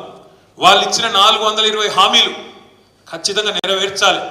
నెరవేర్చకపోతే వాళ్ళందరినీ ప్రజాక్షేత్రంలో ఎండగట్టడమే బాధ్యతగా పెట్టుకుందాం. తప్పకుండా ఉప ఎన్నికలు వస్తాయి రాష్ట్రంలో, రాకుండా ఉండే ముచ్చటనే లేదు, బరాబర్ వస్తాయి. వీళ్ళ దొంగతనాలు కూడా ఒక్కొక్కటి దొరుకుతాయి. ఇంకా చాలా ఉన్నాయి చెప్పాలంటే వీళ్ళ కుటుంబ పాలన వ్యవహారాలు. రేవంత్ రెడ్డి గారు బామ్మర్ది ఉంటాడు సృజన్ రెడ్డి అని, ఆయన కంపెనీకి మొన్ననే దాదాపు 1000 కోట్ల రూపాయల టెండర్ ఇచ్చారు అమృత్ అని. అమృత్ టెండర్లలో రేవంత్ రెడ్డి గారి బామ్మర్ది కంపెనీకే 1000 కోట్ల రూపాయల వరకు ఇచ్చారు. ఇక మరి ఇవన్నీ ఒక్కొక్కటి బయటకు వస్తాయి. ఒక్కొక్క మంత్రి, ముఖ్యమంత్రి వాళ్ళు చేస్తున్న పనులు ఇంకా మేము ఇంకేం మొదలు పెట్టలే. మేము కూడా ఒక 6 నెలలు తొందరపడద్దు సార్ చెప్పిండు మాకు, తొందరపడద్దు, మనం కూడా ఎల్తిపడ్డట్టు ఉంటుంది. సిద్ధాంతపరమైన విమర్శలు చేయండి, ఆలోచనలు చెప్పండి వాళ్ళకు. ఇప్పుడు మనం ధరణి మీద పల్లరాజేశ్వర రెడ్డి మాట్లాడండి, డీటెయిల్గా చెప్పిండు ఎందుకు తెచ్చినాం ధరణి, అందులో ఏమైనా చిన్న తప్పులుంటే సవరించండి, మాకు అభ్యంతరం లేదు. రైతులు రాజు చేసేందుకు తెచ్చినాం అని చెప్పి వివరంగా చెప్పిండు. అట్లే అసెంబ్లీలో మీరు చూసిండ్రు, వాళ్ళు మనం తట్టుకునే పరిస్థితి లేదు అసెంబ్లీలో. ఎందుకంటే వాళ్ళకి సబ్జెక్టు లేదు. కేసీఆర్ గారు చెప్తారు చూడు, సరుకు లేదు, సబ్జెక్టు లేదు, బబ్రాజమానం భజ గోవిందం, లొల్లి లొడలొడ ఉర్రుడు, ఇష్టం వచ్చినట్టు బూతులు మాట్లాడాడు తప్ప గా అక్కలను ఎందుకు తిట్టాలి నాకు అర్థం కాదు. సబితక్క సునీతక్కని తిట్టుడు ఎందుకు? వాళ్ళని తిడతాడు. ఎందుకంటే సబ్జెక్ట్ చెప్తే సబ్జెక్టుకు ఆన్సర్ చెప్పే సత్తలేదు సన్నాసికి. ఏం మొన్నటిదాకా ఏం ప్రచారం చేసాడు? చిల్లర ప్రచారం రేవంత్ రెడ్డి. రాష్ట్రం అప్పుల పాలైపోయింది, దివాలా తీసింది, ఇవాళ కూడా మాట్లాడాడు అదే చిల్లర మాటలు. మళ్ళా ఇవాళ స్వాతంత్ర దినోత్సవం నాడు ముఖ్యమంత్రి రేవంత్ రెడ్డి అంటే ఏం చెప్తాడు? నేను ప్రపంచ బ్యాంకు దగ్గర పోయి ప్రపంచ బ్యాంకుకు మనం తాకట్టు పెట్టినా అని చెప్పాడు. చెప్పడంతో పాటు ఏం చెప్తాడు? పోయిన గవర్నమెంట్ మొత్తం దివాలా తీయించింది రాష్ట్రాన్ని. రాష్ట్రం ఎయిడ్స్ పేషెంట్ లెక్క అయిపోయింది, క్యాన్సర్ పేషెంట్ లెక్క అయిపోయింది. ఎవడన్నా ముఖ్యమంత్రి అంటే రాష్ట్రానికి ఇంత లేఖిగా మాట్లాడచ్చా? ఇంత చిల్లర మాటలు మాట్లాడచ్చా? నువ్వు ముఖ్యమంత్రివి, నువ్వు రాష్ట్రాన్ని తిడితే నీకు ఎట్లా వస్తాయి మరి పెట్టుబడులు? అందుకే వత్తలేవు కాబట్టి ఏం చేయాలి? వాళ్ళ తమ్ముతో సంతకం పెట్టుకొని బామ్మకి కాంట్రాక్ట్లు ఇచ్చి ఏందో తెచ్చినట్టు మళ్ళీ ఇక్కడికి వచ్చి పోజులు కొట్టాలి. పాత గోడకు కొత్త సున్నం వేసి నేను చేసినా అని చెప్పుకోవాలి. కాగ్నిజెంట్ అనే కంపెనీ, మీకు ఒక చిన్న ఉదాహరణ చెప్తా. 2022లో ఒప్పందం చేసుకుంది మనతో. 2022లోనే కాగ్నిజెంట్ అనే కంపెనీ ఒప్పందం చేసుకున్నది.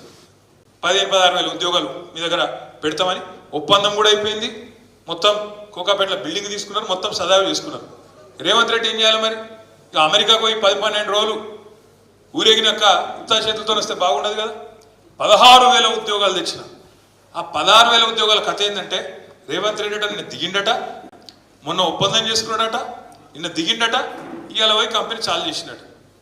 అంటే ఇంత వేగంగా మొన్న ఒప్పందం అవుతుంది, ఈ లోపల వాడు బిల్డింగ్ కట్టిండు, 16,000 మందిని పెట్టుకున్నాడు, నువ్వు దిగంగానే పోయి రిబ్బన్ కట్ చేసినావా?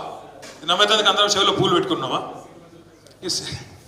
ఏమంటున్నా అంటే ఇటువంటి కథలు చెప్పుకుంటా పోతే ఇంకో 100 ఉన్నాయి. ఇట్లా మాయ మాటల మీద, స్టంట్ల మీద, పిఆర్ స్టంట్ల మీద ప్రభుత్వాన్ని ఎక్కువ రోజులు గుంజలేరు ఎవరైనా సరే. విషయం ప్రజలకు ఒక్కసారి అర్థమైనాక అడుగుడు మొదలు పెడతారు. మెల్లగా లేడీస్ మొదలు పెడతారు. ఏమాయ కొడుక, మాకు మహిళలందరికీ 2,500 ఇస్తాను కదా, ఏమాయ ఎడవా అడుగుతారు. మెల్లగా మొదలవుతుంది. ఊళ్ళల్లో రేపు కడియం శ్రీహరో, కడియం కావ్యనో పోగానే ప్రజలు స్టేషన్ కనుపూర్లో కూడా అడుగుతారు, ఏమాయ తల్లి మరి రేవంత్ రెడ్డి ఏదో చెప్పిండు కదా, ఏడవైందని అడుగుతారు. రైతులు మొదలవుతుంది. రుణమాఫీ కానోళ్ళు, ఏమాయ తమ్మి ఇప్పటిదాకా 30%కి అయింది, ఇంకా 70% సంగతి ఏంది, ఎప్పుడైతుంది? ముఖ్యమంత్రి అన్నాడు 15 ఆగస్టు చేస్తా అని, కాకపాయే కదా, రైతులు అడుగుతారు. బోనస్ సంగతి ఏమాయ కొడుక అని అడుగుతారు. నిరుద్యోగ భృతి ఏమాయ అని అడుగుతారు. నేను మీ అందరినీ కోరేది ఒకటే, మనం కూడా కొద్దిగా టైం ఇవ్వాలి కదా గవర్నమెంట్కు. హెల్త్ పడద్దు కదా, తొందర పడద్దు కదా, తొందర పడితే అవో మీరు ఓర్చుకుంటలేరు, అక్కస్తో మాట్లాడుతున్నారు, మా ప్రభుత్వం కూసోలే ఇంకా టికాయించలే అప్పుడే అన్ని చేసేది ఉండేనా అని లొల్లి పెడతారని ఎరికే. మనం అడగలే వాళ్ళను. 100 రోజుల్లో 6 అయినా అన్ని అమలు చేస్తాను మనం చెప్పమల్లే. అయినా వాళ్ళు పోయి పొంకనాలు కొట్టేందుకు చెప్పిర్రు, మేము ఇది చేస్తాం అది చేస్తాం, 100 రోజుల్లోనే 6 గ్యారెంటీలు అమలు చేస్తాం అని నరికింది. 100 రోజులు వీకింది. ఇప్పుడు ఎన్ని రోజులు అయినా? 8 నెలలు అంటే 250 రోజులకు వచ్చింది. ఏమీ లేదు, అంతా అవుతుంది. డబ్బాల రాళ్ళే చూపినట్టు లోడ సప్పుడు, కేసీఆర్ని తిట్టుడు, తెల్లారులేస్తే లొల్లి పెట్టుడు, ఏమనంటే అప్పుల పాలు చేసినాం. ఇంకొక మాట అప్పుల విషయంలో కూడా మీకు చెప్పాలి. మొన్న అసెంబ్లీలో ఎండగట్టినాం, మంచిగా చెప్పినాం. మీరు మాకు అప్పజెప్పిపోయినాడు 2014లో రాష్ట్రం ఆనాడు రెవెన్యూ మిగులు ఉన్న రాష్ట్రం, రెవెన్యూ సర్ప్లస్ స్టేట్. ఆ రోజు ఎంతుండే రెవెన్యూ మిగులు? 300 చిల్లర కోట్లుండే. మనం దిగిపోయినాడు 2023లో వీళ్ళకి అప్పజెప్పినాడు రెవెన్యూ సర్ప్లస్ స్టేట్ ఎంతుండే? 5,900 కోట్లు. ఇది బడ్జెట్లో ఉన్నది, నేను చెప్పిన దానిలో లేదు, మన బట్టి పెట్టిన దానిలోనే ఉన్నది. బట్టి గారు పెట్టిన దానిలో సోషియో ఎకనామిక్ అవుట్లుక్ అని పెట్టిండు, అందులోనే ఉన్నది. మేము మీ దగ్గర, మీ కాంగ్రెస్ పార్టీ దగ్గర మీరు రాష్ట్రాన్ని మాకు అప్పజెప్పినాడు రెవెన్యూ మిగులు 300 చిల్లర కోట్లు. మేము మీకు మళ్ళీ తిరిగి అప్పజెప్పినాడు 5,900 కోట్లు. రెవెన్యూ సర్ప్లస్ అంటే ఏంది? అంటే అన్ని జీతాలు ఇయ్యంగా, అన్ని పెన్షన్లు ఇయ్యంగా, అన్ని మిత్తులు గట్టంగా, తెచ్చిన అప్పుల మీద మిత్తులు గట్టంగా ఇంకా మిగిలి ఉంటే రెవెన్యూ సర్ప్లస్ అంటారు. ఆ పరిస్థితిలో మీకు రాష్ట్రాన్ని అప్పచెప్పినాం. మీకు శాతగాక, నడపరాక, మీకు తెలివి లేక, మీకు ఏం చేయాలనో అర్థం కాక, ఇచ్చిన వాగ్దానాలతో ప్రజలు ఎక్కడ తంతరో అని భయమయ్యి ఇంకా కూడా కేసీఆర్ను బదనాం చేసి, కేసీఆర్ అప్లపాలు చేసిండు, కేసీఆర్ అప్లపాలు చేసిండు. ఎక్కడ అప్లపాలు చేసిండు? అప్లపాలు చేస్తే రెవెన్యూ సర్ప్లస్ స్టేట్ ఎట్లుంటుంది మీకు? ఇవన్నీ బయటపడతాయని చెప్పి నేను మాట్లాడినాక ఆ రోజు ఆయనతో ముఖ్యమంత్రి వచ్చి గిచ్చికాయం పెట్టుకొని ఆ అక్కలని 2 మాటలని ఇంకొక ఆయనతో ఎమ్మెల్యేతో మమ్మల్ని తిట్టిపించి బూతులు మాట్లాడించి ఈ చిల్లర పనులు చేసి ప్రజల దృష్టి మరల్చేందుకు ప్రయత్నం చేస్తూ ఉన్నారు. మనం చేయవలసిందల్లా ఒకటి, ఇంకా మనకు 4 ఏళ్ల కాలం ఉంది వచ్చే ఎలక్షన్కు. మనం చేయవలసింది వచ్చే జనరల్ ఎలక్షన్కు. మీకు ఉప ఎన్నిక వస్తుంది కానీ జనరల్ ఎలక్షన్ వచ్చేది నేను చెప్పేది. వచ్చే జనరల్ ఎలక్షన్ లోపల మనం చేయాల్సిందల్లా ఒకటి, మన కార్యకర్తలను, నాయకులను సుశిక్షితులైన సైనికులుగా తయారు చేసుకోవాలి. ఈ విషయాలన్నీ వాళ్ళకి చెప్పాలి.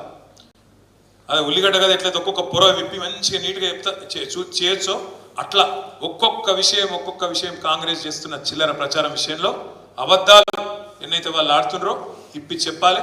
శిక్షణా తరగతి ప్రారంభించుకుందాం. మనకు అన్ని జిల్లాల పార్టీ ఆఫీసులు ఉన్నాయి. ఇప్పుడు మీరు ఇక్కడ దాకా వచ్చే అక్కడ కూడా లేదు. జనగామ జిల్లా పార్టీ ఆఫీస్ మీకే ఉన్నది. బ్రహ్మాండంగా నడుపుకుందాం. అక్కడే శిక్షణా తరగతులు పెట్టుకుందాం. మన వాళ్ళను, కొత్త పిల్లలు, కొంతమంది సీనియర్ నాయకులు పోతే పోయినరు, పెద్ద పదవులు చేసిన వాళ్ళు, ఉప ముఖ్యమంత్రి పదవులు చేసిన వాళ్ళు కూడా ఇవాళ వాళ్ళ బిడ్డకు ఎంపీ టికెట్ తీసుకొని కూడా పార్టీకి ద్రోహం చేసిపోయినారు. ఇంకొక ఆయన స్పీకర్ ఉండే, మంత్రి ఉండే, ఆయన వేయండు. ఇంకొక పెద్ద మనిషి 2 సార్లు రాజ్యసభ, ఆయన బిడ్డ మేయరు, ఆయన వేయండు. వీళ్ళందరూ పోయినా నాకైతే విశ్వాసం ఉంది. ప్రజల చైతన్యము, ప్రజల్లో ఉండే ఒక ఉత్సాహం చూస్తుంటే, మన కార్యకర్తల్లో ఉండే పోరాట పటిమ చూస్తుంటే నాకైతే సంపూర్ణ విశ్వాసం ఉంది. తప్పకుండా మళ్ళీ 4 ఏళ్ల తర్వాత వీళ్ళందరినీ ఎవరెవరైతే మోసం చేసిండ్రో ప్రజలే తీవ్రంగా గుణపాఠం చెప్తారు. ఇక వీడో కూడా కాయగూరలు ముచ్చట్లు చెప్పిన వాళ్ళు ఉంటారు కొంతమంది. అసలు టీఆర్ఎస్ పార్టీ ఉండదట అంటాడు. విలీనం అయిపోతుందట, అయిపోయిందట, మాట ముచ్చట అయిపోయిందట. ఇప్పుడు కవిత గారు జైల్లో ఉన్నది.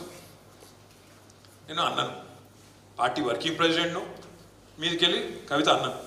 మరి నేను పోయి ఢిల్లీలో లాయర్లను కలవద్దా? బెయిల్ ముచ్చట మాట్లాడద్దా? అవసరమైతే 4 రోజులు ఉండి ఏమవుతుందో విచారించొద్దా? అమ్మాయిని కలిసి ధైర్యం చెప్పొద్దా? గా పని మీద నేను పోతేనట వీడు బీజేపీలో కాలు మొక్కిండు, సీక్రెట్ల బేరం చేసుకున్నాడు. మాకేం కర్మ? నిజంగా సీక్రెట్ల బేరాలు చేసుకుంటే ఇలా కరెక్ట్గా 150 రోజులు కవిత జైలు ఉండి, కరెక్ట్గా మార్చి 15 నాడు అరెస్ట్ చేశారు. ఇలా 150 రోజులు. ఇలా మా ఇంట్లో ఆడబిడ్డ వీళ్ళందరి మాకు నిజంగానే వాళ్ళతో ఒప్పందం ఉంటే 150 రోజులు జైలు ఉంటుండేనా? నేను అడుగుతున్నా, మిమ్మల్ని ఒకసారి ఆలోచించు. ఒక్క కాంగ్రెస్ వాడు జైలు ఉన్నాడే రోజు? ఎవరికి మరి ఒప్పందం లోపాయి కాదు, మనకా వాళ్ళకా? మన ఇంటి ఆడబిడ్డని జైల్లో పెడితే కూడా మనం కొట్లాడుతున్నాం. ఒప్పందం లేదు, మన్ను లేదు, విలీనం లేదు, ఏది లేదు. ప్రజల్లో లీనమై పనిచేద్దాం. ఇంకో 24 ఏళ్ళు నిండింది టీఆర్ఎస్. ఇంకో 24 ఏళ్ళు అవసరమైతే ఇంకో 50 ఏళ్ళు ఉండేటట్టు బ్రహ్మాండంగా తయారు చేసుకున్నాం. అడ్డమైన ప్రచారాలు, మనం మాయమైపోవాలని కోరుకుంటే వాళ్ళు చాలా మంది ఉన్నారు మార్కెట్లో. కేసీఆర్ పార్టీ పెట్టిన మొదటి రోజు నుంచి ఈ పార్టీ ఉండద్దు అని కోరుకున్న వాళ్ళు 7 మంది ఉన్నారు. ఒక్కడు కాదు, మనం ఉండద్దు, ఉంటే నడవది, వాళ్ళ కథలు వాళ్ళకి ఇరికి అట్లా కోరుకున్న వాళ్ళు, మనం పోవాలని కోరుకున్న వాళ్ళు, మన పార్టీ నాశనం కావాలని కోరుకున్న వాళ్ళు పోయిన తప్ప మనం మాత్రం మంచిగా ఉన్నాం. 2 ఎలక్షన్లు తెలంగాణ వచ్చినాక మననే గెలిపించారు ప్రజలకు మనం రుణపడి ఉండాలి. 10 ఏళ్ళు మనకు అవకాశం ఇచ్చింది, వాళ్ళకు రుణపడి ఉండాలి, వాళ్ళ రుణం తీర్చుకోవాలి.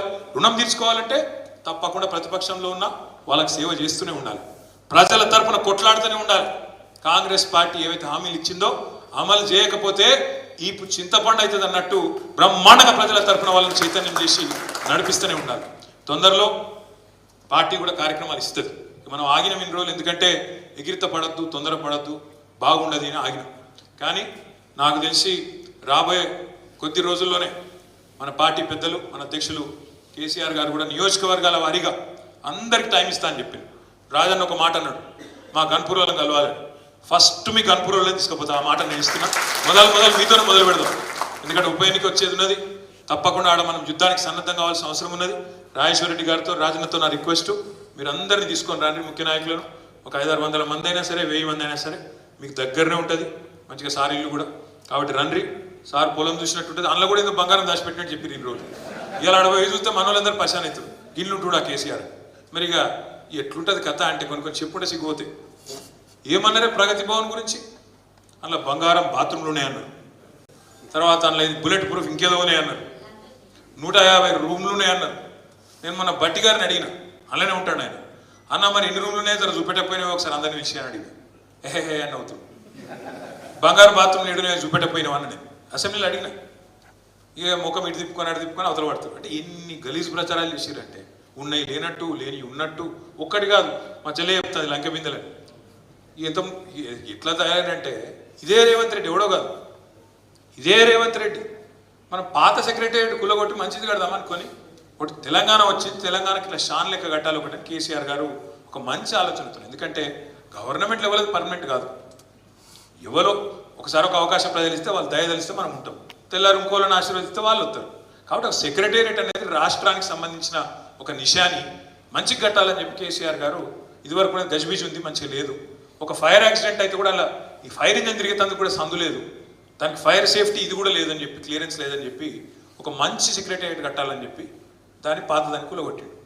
దాని మీద ఎన్ని తిట్లు అందులోనట. కింద లంకె బిందెలు ఉన్నాయి, నేల మాలిగలు ఉన్నాయి. పద్మనాభ స్వామి గుడి, అనంత పద్మనాభ స్వామి గుడి కింద కేరళలో ఎట్లయితే ఉండేనో అట్లున్నాయి. కేసీఆర్ ప్రగతి భవన్కి వెళ్ళి కింద సొరంగం తవ్వి అలాగే పైసలన్నీ ఎత్తుకపోయినట్టు రేవంత్ రెడ్డి. నేను చెప్పేది కథ కాదు, ఇది అన్నాడు. అప్పుడు మరి మెదడు మోకాళ్ళలో ఉండేనా ఏడున్నో తెలియదు, కానీ రేవంత్ రెడ్డి, ఇదే రేవంత్ రెడ్డి కేసీఆర్ పోయి సొరంగం తవ్వుకొని కిందికెళ్ళి పైసలు ఎత్తుకుపోయినా అన్నాడు. ఏమన్నా పిచ్చోడనాలనా మంచోడనాలనా? సరే అయిపోయింది, ప్రజలు అసంటోనే గెలిపించారు. ఇలా ఆయన ముఖ్యమంత్రి అయ్యిండు. ముఖ్యమంత్రి అయినాక ఆయనకి సోయికి వచ్చింది. ఇక్కడ నేను లంకె బిందులు ఉంటాయి అనుకొని వచ్చిన, ఇక్కడ లేవు అని ఇప్పుడు బాధపడతాడు.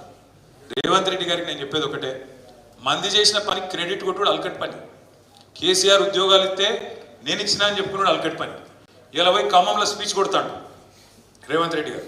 కేసీఆర్ కంప్లీట్ చేసిన ప్రాజెక్టు సీతారామ ప్రాజెక్టు, ఆ సీతారామ ప్రాజెక్టు 10 లక్షల ఎకరాలకు నీళ్ళు ఇచ్చే ప్రాజెక్టుకు ఇలా ఈయన పోయి రిబ్బన్ కటింగ్ చేసి ఈయననే చేసినా అని చెప్పుకుంటాడు. ప్రజలకు అన్నీ తెలుసు, ప్రజలకంతా తెలియకుంటున్నారని మీరు అనుకుంటే మీరు అమాయకు. బట్టి గారు చెప్తాడు, మన అసెంబ్లీలో మేము అందరం విన్నాం, ఎంత గొప్పగా చెప్పినట్టే మాకే ఆశ్చర్యం అనిపించింది. బట్టి గారు స్పీచ్లు ఏమంటాడు ఎరికేనా, సీతారామ ప్రాజెక్టు మీరు ఇట్లా ఇచ్చిపెట్టిపోయినరు, మా ముఖ్యమంత్రి మేము ఖమ్మంలో రివ్యూ పెట్టి అధికారులను మాట్లాడి ఎన్ని పైసలు కావాలరా బాబు అంటే 75 కోట్లు ఇవ్వమన్నారు, ఈ మనంగానే దవ్వుకుని ఇచ్చేసినాం, ఒక కాల్వ దవ్వినాం, 1,25,000 ఎకరాలకు నీళ్ళు ఇస్తున్నాం అని చెప్పిండు. మేము లేచి మేమేం చెప్పినాం అంటే, అయ్యా బట్టి గారు 75 కోట్ల రూపాయల చొప్పున 1,00,000 ఎకరాలకు నీళ్ళు ఇచ్చే మాట వాస్తవమే అయితే ఒక పని చేయండి, ఈ కాడ నుంచి ఎక్కడ ఏ ప్రాజెక్ట్ కంటే 75 కోట్లు 1,00,000 ఎకరాలకు నీళ్ళు, ఇదే లెక్క ఇవ్వమని. ఇంతే ఇక, ఇంతకంటే 1 ఎకరం 1 కోటి అటు ఇటు కావద్దని చెప్పినాం. నిజంగానే నువ్వు చెప్పింది వాస్తవం అయితే బట్టి గారు, శాసనసభలో ఏకగ్రీవ తీర్మానం చేద్దాం, నేను నోబెల్ ప్రైజ్కి పంపిద్దాం నీ పేరు. ఎందుకంటే నోబెల్లో ఎవడు కూడా గీత గొప్పవాడు ఎవడు లేడు. 75 కోట్ల రూపాయలతోని లక్ష ఎకరాలకు నీళ్ళు ఇచ్చిన మహానుభావుడు ఇంజనీర్ ఎవరు లేరు. కాబట్టి మా బట్టన్నకు నోబెల్ ప్రైజ్ ఇవ్వాలని చెప్పి మేము ప్రతిపాదన పెడతామని. మాకు మైక్ ఇయ్యలే అనుకో, అవి మైక్ ఇస్తే ఇచ్చేది పోతుంది కదా, ఇయ్యలే అంటే ఎట్లుంటుందండి, ఒక ఇట్లుంటాయి అబద్ధాలంటే. ఇదివరకు మనం కట్టిన పంప్ హౌస్లు ఎక్కడో పోయినాయి, మనం కట్టిన రిజర్వాయర్ ఎక్కడో పోయింది, నీళ్ళు ఎత్తుడు ఎక్కడో పోయింది, పంపులు పెట్టింది ఎక్కడో పోయింది. ఆఖరికి వచ్చి చిన్నగా అవసరం లేని కాలువ తవ్వి ఆ కాలువల నట కొన్ని నీళ్లు పోసి ఇప్పుడు నేనే చేసిన అని చెప్పుకుంటానికి అలా రిబ్బన్ కట్టింగ్ పోయాడు ముఖ్యమంత్రి. ఇక ఆ పార్టీ దానికి మళ్ళీ ముగ్గురు మంత్రులు, ఒక ఆయన ఒకరోజు పోతాడు, ఆయన పోయి మట్టిని ముద్దాడుతాడు, ఒక ఆయన ఇంకొక ఆయన నెత్తి మీద నీళ్లు చల్లుకుంటాడు, ఇంకొక ఆయన మొత్తం నేనే చేసిన ఈయన లొల్లి. ఇవాళ ముఖ్యమంత్రి పోయి ఆఖరికి మళ్ళీ ఆయన లొల్లి. ఈ పిఆర్ స్టంట్లతోని ఈ డ్రామాలతోని ప్రజలను ఎక్కువ రోజులు పిచ్చోళ్ళని చేయలేరు, కన్ఫ్యూజ్ చేయలేరు. ప్రజల అమాయకులను మీరు అనుకుంటాను కాదు, ప్రజలకు అన్నీ తెలుసు, అన్ని వాళ్ళ అనుభవాలు ఉన్నాయి. అందుకే మన గణపురంలో కూడా ఆగమయ్యేది లేదు, తొందరపడేది లేదు. రాజన్నతో కూడా నా ప్రార్థన, దయచేసి మీరు పలరాజేశ్వర రెడ్డి అనుకొని గ్రామ కమిటీల నుంచి మండల కమిటీల నుంచి మొత్తం పటిష్టంగా పునర్నిర్మాణం చేయండి. ఎందుకంటే ఎన్నిక రాబోతున్నది, బ్రహ్మాండంగా పునర్నిర్మాణం చేయండి. కొత్త పాత అనే పంచాయతీ లేకుండా గట్టి వాళ్ళను, ఉరుకులాడేటోళ్ళను, ప్రభుత్వంతో కొట్లాడే సత్తా ఉన్న వాళ్ళందరినీ మంచిగా కలిసికట్టుగా టీంలు చేయండి, బ్రహ్మాండమైన నిర్మాణం చేయండి. నెంబర్ 1. నెంబర్ 2, మీరు నేను మీకు ఇప్పుడే చెప్పినట్టు మొట్టమొదలు మనమే సమావేశం అవుదాం కేసీఆర్ గారితో. సెప్టెంబర్లోనే మంచిగా డీటెయిల్గా మీటింగ్ పెట్టుకొని ఎట్లా ముందుకు పోవాలో దానికి కూడా క్యాలెండర్ వేసుకుందాం, ముందుకు పోదాం. 3వది, శిక్షణా తరగతులు కూడా తప్పకుండా పార్టీ క్యాడర్కి పెట్టుకోవడంతో పాటు ప్రభుత్వం చేస్తున్న మోసాలు, ప్రభుత్వం ప్రచారం చేస్తున్న పచ్చి అబద్ధాలు, ప్రభుత్వం ఏ రకంగా 420 హామీలు ఇచ్చి కాంగ్రెస్ పార్టీ ఇవాళ ఒక్కొక్క వర్గాన్ని ఎట్లా మోసం చేస్తుందో ఇవన్నీ కూడా ఎండగడతాం. మరొక వైపు స్థానిక సంస్థల ఎన్నికలు కూడా రాబోతా ఉన్నాయని చెప్తున్నారు. సరే, వీళ్ళు మోసగాళ్ళు. ఏం చెప్పిండ్రు వీళ్ళు? స్థానిక సంస్థల్లో బీసీలకు 42% రిజర్వేషన్ ఇస్తామన్నారు. నేను ఈరోజు చెప్తున్నా, మీరు రాసి పెట్టుకోండి. బీసీ డిక్లరేషన్లో చెప్పిండు రేవంత్ రెడ్డి 42% రిజర్వేషన్లు ఇచ్చినాకనే ఎన్నికలు పెడతా అన్నాడు. నేను ఇయ్యాలని చెప్తున్నా, ఏ మాత్రం రిజర్వేషన్ పెంచకుండానే ఎలక్షన్ పోతాడు. మీరు యాద పెట్టుకోండి. ఎందుకంటే మోసం చేయడం కాంగ్రెస్ నైజం, అలా ఏం అనుమానం కూడా అక్కర్లేదు. బీసీలను మోసం చేసే రేపు లోకల్ బాడీ ఎన్నికలు కూడా పెడతారు. ఇక దానికి ఏదో తప్పు పట్టుకుంటారు, ఇట్లా నట మాకు తెలియదు, ఇది వరకు మేము ఇట్లా అనుకోలే అనేది 4 తొంపులు పెట్టి తప్పించుకునే ప్రయత్నం చేస్తారు. స్థానిక సంస్థల ఎలక్షన్ కూడా మనం ప్రిపేర్ కావాల్సిన అవసరం ఉన్నది. జెడ్పీటీసీలు కానీ, ఎంపీటీసీలు కానీ, సర్పంచులు కానీ, ఇంకో 3-4 నెలలు పోతే కౌన్సిలర్ ఎలక్షన్స్ కానీ వరుసగా వస్తాయి. మనం సిద్ధం కావాలి, కొట్లాడాలి. ఇక బీజేపీ వాళ్ళ భాగవతం కూడా మననే బయటపడ్డది అసెంబ్లీలో. వీళ్ళు పూర్తిగా కాంగ్రెస్కు అనుకూలంగానే ఉన్నారు. ఉన్న బీజేపీ ఎమ్మెల్యేలు 5-6 ఎవరైతే ఉన్నారో తలా ఓ దారి, ఒక ఆయన అటు పోతే ఒక ఆయన ఇటు పోతాడు. అసెంబ్లీలో ఒక దారి లేదు, ఒక దిశానిర్దేశం లేదు. ఇంకోటి, బీజేపీ విషయం కూడా రాష్ట్ర ప్రజలకు కూడా అర్థమైంది. మన కేంద్ర బడ్జెట్లో మనకు వచ్చింది 0. ప్లస్ ఇక్కడున్న బీజేపీ వాళ్ళు కాంగ్రెస్ కనుసన్నలనే పనిచేస్తున్నారు, రేవంత్ రెడ్డి కనుసన్నలనే పనిచేస్తున్నారు అనే విషయం కూడా స్పష్టంగా అర్థమైంది. కాబట్టి మనం ప్రజల్లోకి ప్రధాన ప్రతిపక్షంగా పోవాలి, పునర్నిర్మాణం చేసుకోవాలి. ప్రతి అంశం ప్రజలకు అరటి పండు వచ్చినట్టు మంచిగా పూసగుచ్చినట్టు చెప్పాలి. మనకు కావాల్సినంత టైం ఉంది, తొందర ఏం లేదు.